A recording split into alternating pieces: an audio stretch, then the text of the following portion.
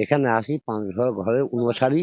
এখানে এসে আমাদের আত্মার খোরাকটা পূরণ হয় এবং আমাদের ভালো লাগে, সুন্দরও লাগে।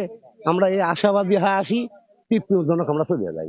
হাওয়া দমে দেখো তারে,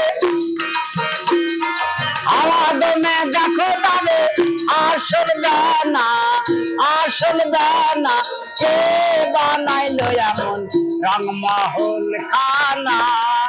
এই ঈদে জামা জুতো অ্যাক্সেসরিজের ডিসকাউন্ট। এই সাইজের স্মরণ উৎসব, আমাদের মিলন মেলা, সাধুদের আমরা মত বিনিময় করি, আমরা জানাই, যতটুকু জানি ততটুকু জানাই মানুষকে, এবং যেটা জানি না ওটা জানার চেষ্টা করি। তুই যেখানে সেও সেখানে,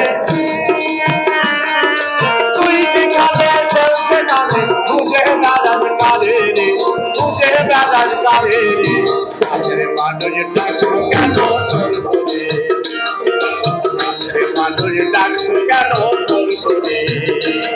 লালন শাহ দেখার জন্য দিনাজপুর থেকে আসলাম।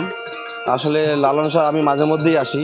এখানে সাইজির দর্শন নিয়ে এখানে অনেক গান বাজনা হয়, অনেক আনন্দ মুখর পরিবেশ তৈরি হয়, অনেক মানুষের সমাগম হয়। সব দিক দিয়েই একটা আনন্দকর মুখর পরিবেশের সৃষ্টি হয়।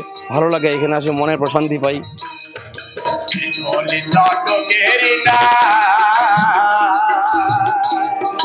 থেকে থেকে ফলো গদাই রংমহল ঘরে,